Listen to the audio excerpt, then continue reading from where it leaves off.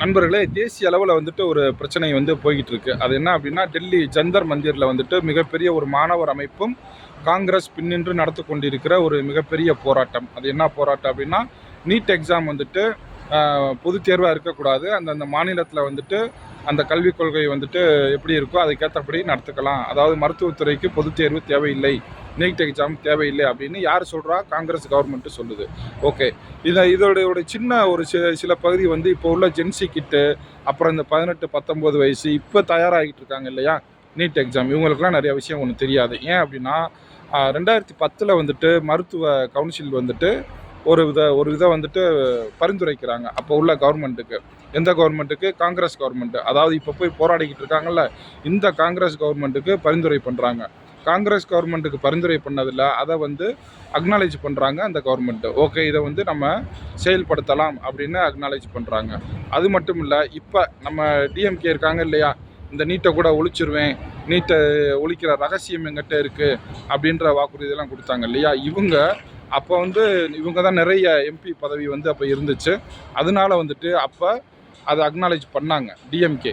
காங்கிரஸும் அதை முன்மொழிகிறாங்க, டிஎம்கேவும் அதை அக்னாலேஜ் பண்ணுறாங்க. அக்னாலேஜ் பண்ணது மட்டும் இல்லை, பார்லிமெண்ட்டில் அப்போது இருந்த மத்திய சுகாதாரத்துறை இணை அமைச்சர் காந்தி செல்வன், நாமக்கல் மாவட்ட எம்பி, அவர் தான் அந்த மசோதாவை பார்லிமெண்ட்டில் வாசிக்கிறாரு 2010. அதுக்கப்புறம் அந்த எக்ஸாம் நடக்க ஆரம்பிச்சிருச்சு.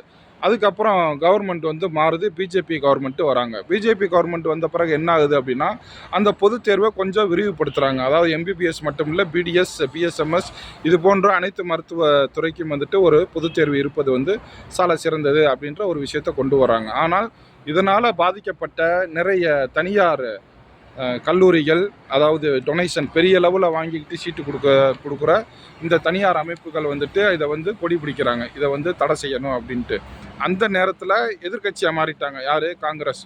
உடனே அப்போ ஆரம்பித்து தான் இந்த நீட் எதிர்ப்பு பிரச்சாரம். அதற்கு பின்னூட்டமாக செயல்பட்டது நம்ம திமுக போன்ற சில மாநில கட்சிகளும் செயல்பட்டாங்க. அதாவது இவங்களே விளக்கம் வச்சுட்டு இவங்களே எண்ணெயை ஊற்றிட்டு போயிட்டாங்க. ஆனால் பிஜேபி அதை பற்ற வச்சுருக்காங்க. அது மட்டும்தான் நடந்திருக்கு. அப்போ இந்த நீட் எக்ஸாம் யார் மூலமாக நடத்தப்பட்டது அப்படின்னா, காங்கிரஸ், திமுக, பிஜேபி இது போன்ற அனைத்து கட்சிகளுக்கும் இந்த விஷயத்தில் பொறுப்பு இருக்குது. அப்போ ஒருவேளை மக்கள் மேலே அக்கறையும் எந்தவித ஒரு மனநிலையும் இல்லாமல் அந்த நேரத்தில் எதுக்கு நீங்கள் ஆதரிச்சிங்க? காங்கிரஸ் கவர்மெண்ட் ஏன் ஆதரிச்சிங்க? டிஎம்கே கவர்மெண்ட் ஏன் ஆதரிச்சிங்க? இல்லை சரிக்கு ஆதரவு அப்படிங்கிறத விட்டுட்டு அதுக்கப்புறம் இந்த 5 வருஷம் ஆண்டுக்கிட்டு இருந்தீங்களே, இதை பற்றி ஏன் வாயே துறக்கலை? அப்போ நீட்டு நடந்துட்டு தானே இருந்துச்சு. அப்போவும் ஒரு சிலர் தற்கொலை கூட பண்ணாங்க. அப்போவும் நீட்டை ஒழிக்கிறேன்னு சொன்னீங்களே தவிர என்ன பண்ண முடிஞ்சிச்சு?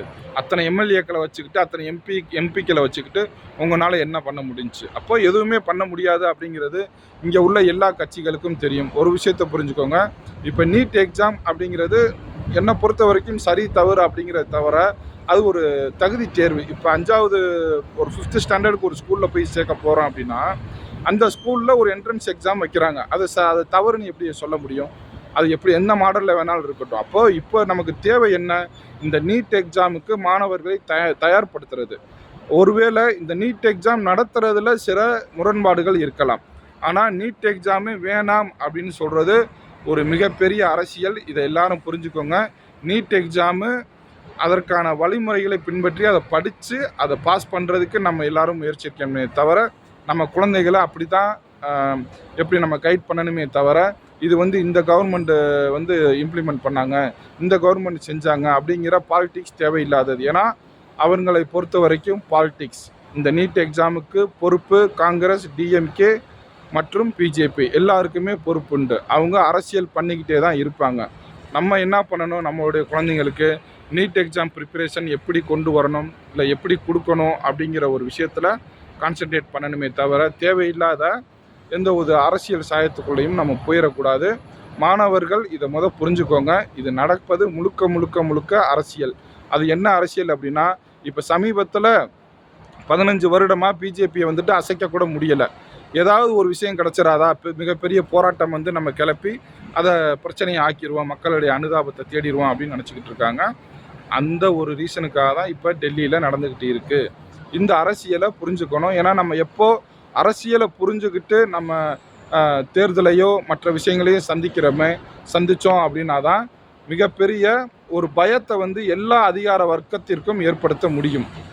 அதை வந்து புரிஞ்சுக்கோங்க. நீட் தேவையா இல்லையா அப்படிங்கிறத தவிர நீட் எக்ஸாம் நம்ம கல்வியில் எப்படி மாற்றத்தை கொண்டு வரணும், அதை படிக்கிறதுக்கான என்ன வழி அப்படிங்கிறத நம்ம சிந்திக்க ஆரம்பிக்கணும்.